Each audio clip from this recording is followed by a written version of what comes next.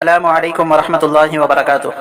مفتی اعظم پاکستان حضرت مولانا مفتی رفیع عثمانی صاحب رحمۃ اللہ علیہ، آپ مفسر قرآن اور مفتی اعظم پاکستان حضرت مفتی شفیع صاحب رحمۃ اللہ علیہ کے فرزند ارجمند شیخ الاسلام مفتی محمد تقی عثمانی صاحب دامت برکاتہم کے بڑے بھائی اور عارف باللہ حضرت ڈاکٹر عبدالحی عارفی رحمۃ اللہ علیہ کے ممتاز اور اخص الخواص خلفاء میں سے ہیں۔ آپ اپنے ملک و بیرون ملک کی جانی پہچانی علمی اور روحانی شخصیت ہیں۔ آپ کا نام محمد رفیع ابن مفتی محمد شفیع ابن مولانا محمد یاسین عثمانی ہے۔ آپ حضرت عثمان غنی رضی اللہ تعالیٰ عنہ کی اولاد میں سے ہیں۔ آپ کو یہ سعادت بھی حاصل ہوئی کہ آپ کا نام مبارک حضرت حکیم الامت مولانا اشرف علی التھانوی رحمۃ اللہ علیہ نے رکھا ہے۔ آپ کی ولادت باسعادت 23 ربیع الثانی 1355 ہجری مطابق 16 جولائی 1936 عیسوی کو ہندوستان کی مردم خیز سرزمین قصبہ دیوبند ضلع سہارنپور یوپی میں ہوئی۔ ابتدائی تعلیم آپ نے قاعدہ بغدادی اپنے والد ماجد سے پڑھ کر دارالعلوم دیوبند کے شعبہ حفظ میں داخلہ لیا۔ 15 پارے مکمل کیے تھے کہ آپ کو بھی اپنے والدین اور بہن بھائیوں کے ہم رکاب ہجرت کر کے کراچی منتقل ہونا پڑا۔ وہیں جامعہ مسجد جیکب لائن میں حفظ قرآن کا سلسلہ جاری رہا، پھر مسجد باب الاسلام آرام باغ میں حفظ قرآن کی تکمیل کی، اور یہ عظیم سعادت بھی آپ نے حاصل کی کہ ختم قرآن مفتی اعظم فلسطین الحاج امین الحسینی نے کرایا۔ دارالعلوم کراچی میں داخلہ، اس کے بعد آپ نے 1472 ہجری مطابق 1991 عیسوی میں دارالعلوم کراچی نانک واڑہ کے درس نظامی میں داخلہ لیا۔ جن طلباء سے دارالعلوم کراچی کا آغاز و افتتاح ہوا، آپ ان میں پیش تھے۔ بالآخر آپ 1379 ہجری مطابق 1960 عیسوی میں درس نظامی سے فارغ التحصیل ہوئے۔ نیز اسی دوران طالب علمی میں آپ نے پنجاب یونیورسٹی سے مولوی فاضل کا امتحان بھی پاس کیا۔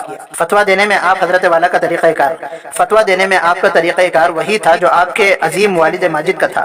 افتاء میں آپ نہایت محدثانہ احتیاط اور اعلیٰ درجے کی فقیہانہ رواداری سے کام لیتے۔ جواب قرآن و سنت اور فقہاء اکرام کی تعبیر کے مطابق واضح عبارت کے ساتھ دیتے۔ جواب میں نہایت غور و فکر سے کام لیتے۔ یہی وجہ ہے کبھی ایک فتوے میں کئی دن لگ جاتے۔ آپ نے ہزارہا فتویٰ جاری فرمائے ہیں۔ تصوف و سلوک فقہ ظاہر میں ممتاز مقام حاصل کرنے کے ساتھ ساتھ آپ فقہ باطن میں بھی بہت اہتمام سے مشغول رہے۔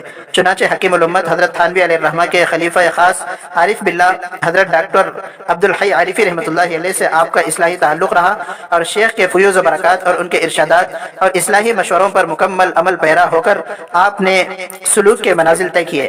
اپنے شیخ کی نظر میں خصوصی مقام پا کر خلعت خلافت سے نوازے گئے۔ اس نعمت کو آگے منتقل کرنے کے لیے دیگر علمی و انتظامی مصروفیات کے باوجود عامت الناس کی اصلاح و تربیت کی ذمہ داری بھی آپ بڑے حوصلے اور تدبر کے ساتھ انجام دی۔ حضرت والا کے اوصاف: آپ طبعی طور پر نہایت رقیق القلب تھے۔ ہر رقت آمیز منظر، واقعہ اور خبر پر آپ کا آبدیدہ ہو جانا آپ کی طبعی خاصیت رہی۔ اسی وجہ سے آپ ہر عام و خاص اور خصوصاً طلباء کے ساتھ نہایت شفقت کا معاملہ فرماتے۔ اسی طرح فطری طور پر آپ شگفتہ مزاج، حشاش بشاش اور ظریفانہ طبیعت کے مالک تھے۔ اعتدال و توسط، وقار و متانت، حسن انتظام اور نفاست طبع، مردم شناسی اور اہلیت کی قدردانی، اصول و قوانین کی پاسداری، اصابت رائے اور فکر استقلال آپ کی امتیازی خصوصیات ہیں۔ ہر شعبے میں اتباع سنت کا اہتمام، ورع و تقوی، اور بطور خاص حقوق العباد اور مالی معاملات میں آپ کا تقوی گفتن کے بجائے دیدن سے تعلق رکھتا تھا۔ حضرت والا کی قابل تقلید ایک خاص عادت، آپ کی خاص عادت یہ ہے آپ اپنے تمام بزرگوں اور علمی و دینی محسنوں سے بے پناہ محبت کرتے، خصوصاً حضرت حکیم الامت مولانا اشرف علی تھانوی، حضرت ڈاکٹر عبدالحی عارفی اور اپنے والد ماجد رحمہم اللہ سے آپ کی والہانہ محبت قابل رشک ہے۔ یہی وجہ ہے کہ آپ اپنے بزرگوں اور اساتذہ کو ایصال ثواب کا خصوصی اہتمام فرماتے تھے۔ ہر مہینے کم از کم یہ ختم قرآن کر کے اپنے والدین کے لیے ایصال ثواب کرتے۔ اس کے علاوہ رمضان، تراویح وغیرہ میں جتنی تلاوت ہوتی ہے اس کا اپنے مرشدوں کو ایصال ثواب کرتے۔ جب بھی حج و عمرہ کرنے جاتے تو ایک عمرہ والد صاحب اور ایک والدہ صاحبہ کی طرف سے کرتے، اور تمام اساتذہ و مشائخ اور محسنین کی طرف سے طواف کرتے۔ حضرت والا کی عبادت کا حال: آپ برگزیدہ ہستیوں میں سے تھے جنہیں اللہ رب العزت نے عبادت کا خاص ذوق عطا فرمایا تھا۔ بڑھاپے کی حالت میں بھی جس خشوع و خضوع اور بے نظیر اہتمام کے ساتھ آپ طویل قیام و قرات پر مشتمل نوافل ادا کرتے وہ قابل دید ہونے کے ساتھ قابل رشک بھی ہیں۔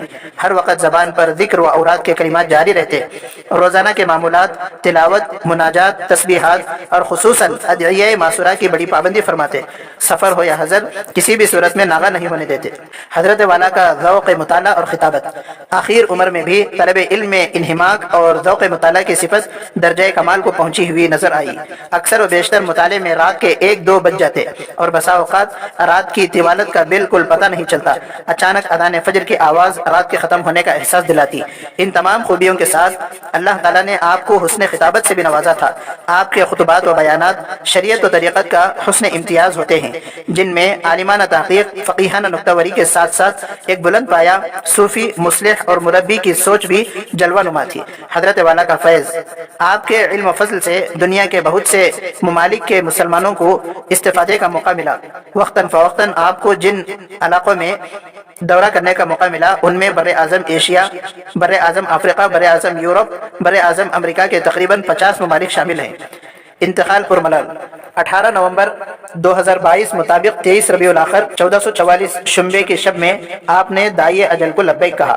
اللہ تعالیٰ سے دعا ہے کہ اللہ تعالیٰ ہم تمام کو حضرت والا کا نعم البدل عطا فرمائے اور اللہ تعالیٰ حضرت کی تمام نیکیوں کو ہم سب کے لیے اور حضرت کے لیے ذخیرہ آخرت بنائے۔ اللہ تعالیٰ ہم تمام کی طرف سے، ساری امت کی طرف سے جزائے خیر عطا فرمائے، آمین۔ السلام علیکم ورحمۃ اللہ وبرکاتہ۔ اسی طرح ہمارے چینل پر آپ لگے رہیں، انشاءاللہ اسی طرح اکابرین کی سوانح، اکابرین کے حالات اور بہت ساری دینی معلومات آپ کو پہنچتی رہیں گی۔ اگر ہمارے چینل پر نئے ہیں تو براہ کرم سبسکرائب کریں اور اپنے دوست و احباب میں بھی اس کو شیئر کرنے کی کوشش کریں۔